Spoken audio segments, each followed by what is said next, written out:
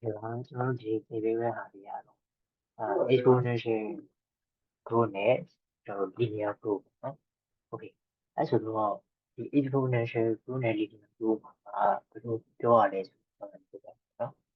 ကျွန်တော်ကဒီမှာဆို the population of an doubling every a bank got annual 5% every year အဲ့တော့နှစ်စဉ်နှစ်တိုင်း5% ဆိုလေဒီက example of exponential growth exponential growth ဖြစ်တယ် which occur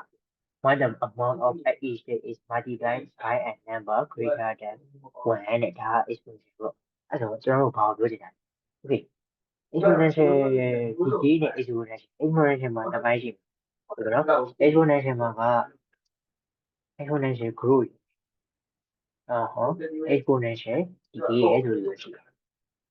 ပြီးရင်နောက်တစ်ခုက linear ကကျွန်တော်ကြည့်ပြီးသား linear growth ပဲဒါ linear growth or linear linear degree တော့မဟုတ် linear growth ပေါ့နော်ဒါမှမဟုတ် okay linear growth ဆိုတော့ဘာပြောလဲ y is equal to mx plus b ကိုသိရှင်းနေမယ်ဆိုပြီးတာပဲဟုတ်ပြီနော် linear function လို့လည်းပြောရတယ်နော် linear function ဆိုပို့ကြားဖို့နားပါရှိမယ်အဲ့လိုလို့ပေါ့ဒီ linear function ဆိုတာကဒီရိုးကြည့်ခဲ့တဲ့ sorry ကျွန်တော်ရိုးကြည့်ခဲ့တဲ့ဟာဒီလိုသွားမယ်ဟုတ်ပြီနော် linear function စစ်စစ်သွားပြီပြီးရင်ဒီလိုသွားမယ် linear function ဆိုတာဒီလိုဒါဆို negative slope ဖြစ်မယ်ဒါဆို positive slope ဖြစ်မယ်ဟုတ်ပြီနော်ကျွန်တော်ကြည့်ရပြီပြီးရင်ဒါဆိုရင် slope က0ဖြစ်မယ် slope ဆိုတာ m ပေါ့ m က0ဖြစ်မယ်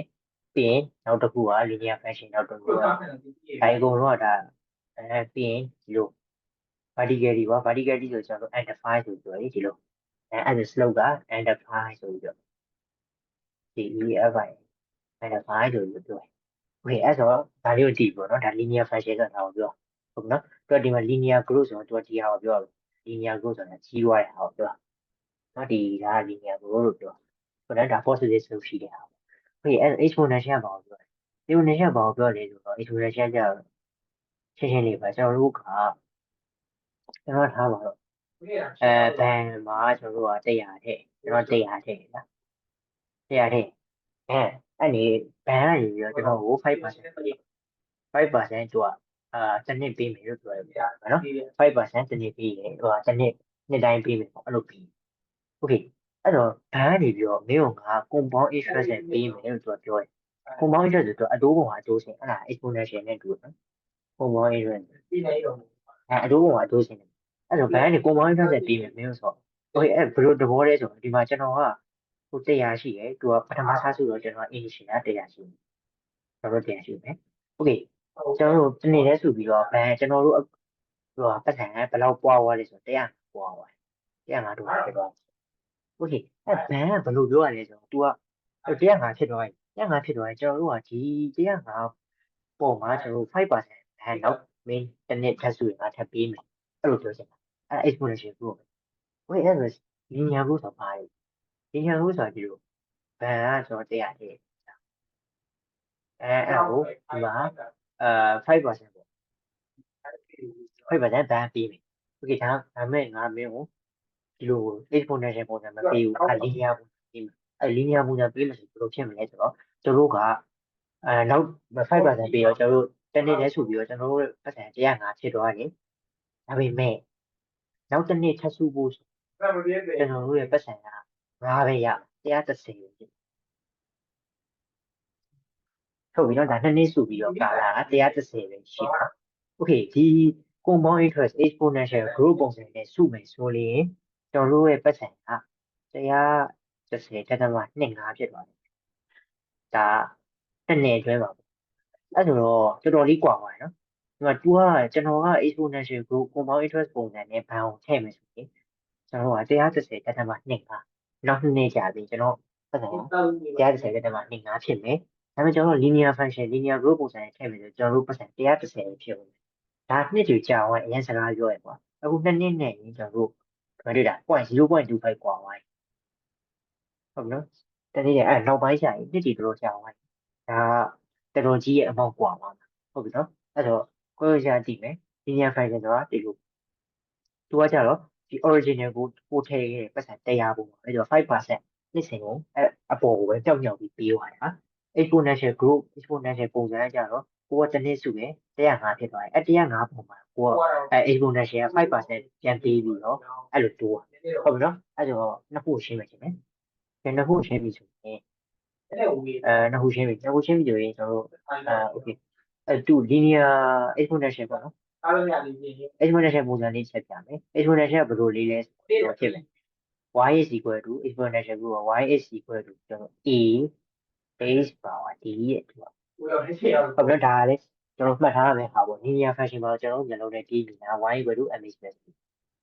နော်ဒီ exponential လို့ပြောလိုက်ရင် exponential function လို့ပြောလိုက်ရင် y is equal to ah power d လို့ပြီးနေရမယ်ဟုတ်ပြီโอเคအဲ့တော့ဒီပါပေါ့ဒီမှာဆိုရင်ကျွန်တော်တို့where y is the final amount of the t times travel and a is the initial amount ဟုတ်ပြီနော်ဒီမှာလည်းအဲ့လိုသဘောတရားပဲ a က initial amount ဖြစ်တယ်ဒီ a လေးက initial amount ကိုပြောတယ်ဟုတ်ပြီနော်ဒီအပေါ်က t ကကြောင့်ကျွန်တော်တို့စုရဲ့အချိန်တိုင်းဖြစ်တယ်ဒီ h ကကြောင့်နော် a h ဒီအောက်က h လေးရတယ်ကျွန်တော်တို့ percent ပေါ့နော်အတိုးဘယ်လောက်ပေးမယ်โอเคအဲ့မှာမှတ်ထားရမှာပါဟိုထားမှာတော့ကျွန်တော်တို့ဟိုသူက5%တိုးပေးမယ်ဆိုရင်ကျွန်တော်တို့ကအဲ့ h နေရာမှာ1.5ဖြစ်ဟုတ်ပြီနော်အကယ်၍သူက10%အတိုးပေးထားအဲ့လိုမျိုးမှတ်ပါတော့အဲ့ဒါလေးနော် h နေရာမှာကျွန်တော်တို့1.5ဖြစ်မယ်ဒါ5% 5%အတိုးနဲ့ဟုတ်ပြီနော်ကျွန်တော်တို့သူက10%ပေးမယ်10%ဆိုကျွန်တော်တို့က1. almost 5%ကျွန်တော်တို့1.05ဖြစ်မယ် sorry ပါ okay 10%ဆိုရင်ကျွန်တော်တို့က1.4 h နေရာမှာဖြစ်မယ်ဟုတ်ပြီနော်ဒါ10% အဲ့လိုသဘောတရားနော်အကယ်၍ကျွန်တော်တို့ထားပါတော့ exponential ထား growth ပေါ့ဒါ exponential growth ဒါ exponential growth ဒီကျွန်တော်တို့ပြောမှာက exponential decay exponential decay မှာကျတော့ကျွန်တော်တို့ထားပါတော့ကိုယ့်ရဲ့ဟိုပါကျွန်တော်တို့ exponential မျိုးတော့ဘာရှိလဲဆိုကျွန်တော်တို့ဟာလေဘာလို့ nuclear လေဟိုပေါ့ radioactive ပြော radioactive တက်ကြပြီradioactive တက်ကြပစ္စည်းတွေက nuclear နဲ့မထည့်ထားဘူး radioactive တက်ပစ္စည်းတွေက exponential decay ပုံစံပြောရတယ်ဘယ်လိုလဲဆိုဒီမှာကျွန်တော်တို့ကခါတော့ဒါလေးဖြစ်နေဘယ်လိုလဲဆိုတော့ exponential decay ကကြတော့ဒီလိုဖြစ်မယ်သူတို့ကနှစ်ကြာပြီးတော့သူကတော့ရောသွားသူ့ရဲ့အမောင်ဘယ်လိုရောသွားလဲဆို exponential မှာ okay ကိုက5% ကျော်ရတာ5% ကျော်ရင်ကျွန်တော်100ရဲ့နှုတ်ပြမှာဆို 0.9 ကျန်တယ် h နေတာဟုတ်ပြီနော်အဲ့လိုမှတ်5% တော့ 0.95 sorry 5% ဒီလိုဖြစ်နေဟုတ်ပြီနော် okay 10% ဆိုရင်ကျွန်တော်ဘယ်လောက်ကျန်မလဲဆိုတော့0.9 ကျန်ပေါ့ဟုတ်ပြီနော်ဟိုကျွန်တော်1 okay 10% ဆိုရင် 0.10%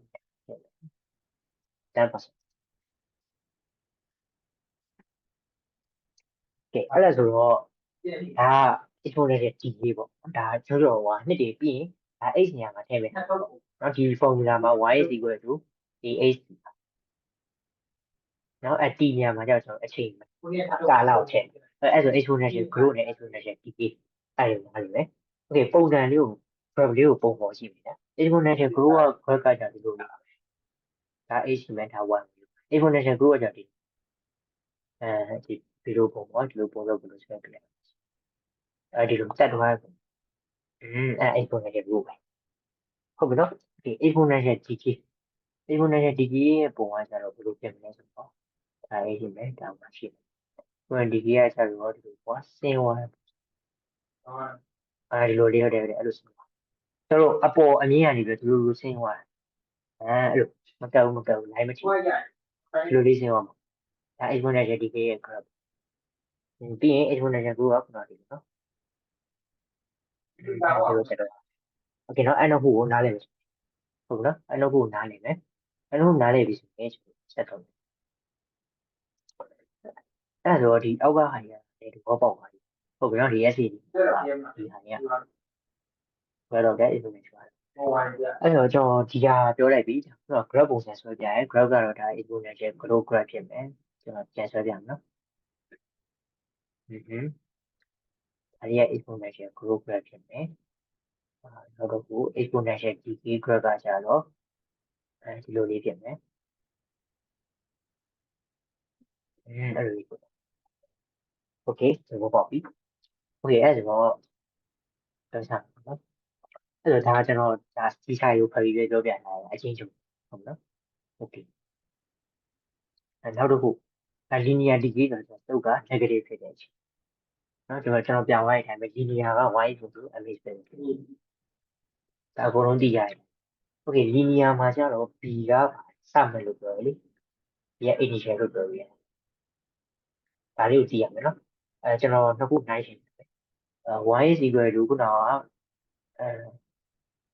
exponential ဒီလိုဟုတ်ပြီ exponential မှာစမယ်က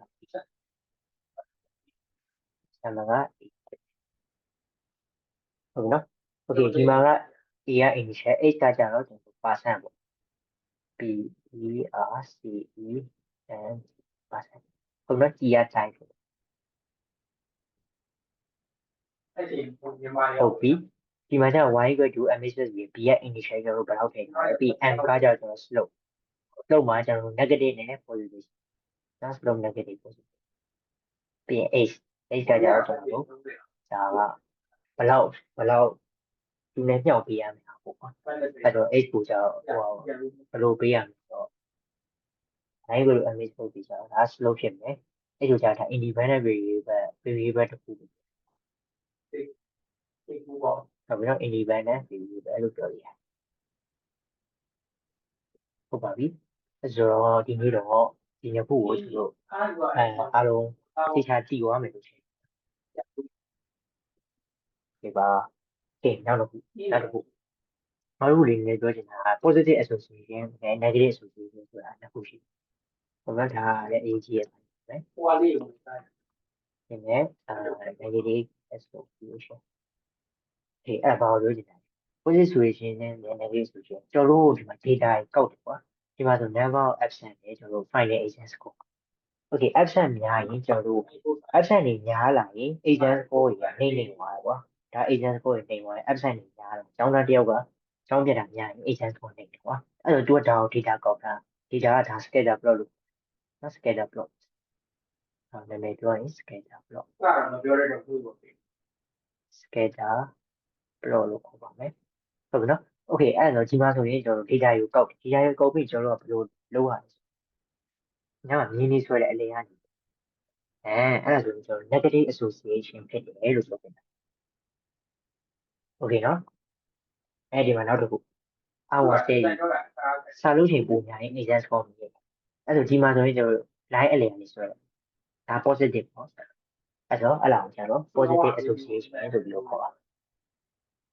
ဟုတ်ပြီနော်negative association နဲ့ positive association အဲ့ဒါပါပဲဟုတ်ပြီအဲ့ဆိုအားလုံးပဲရှင်းပြကြမယ်လို့ထင်ပါ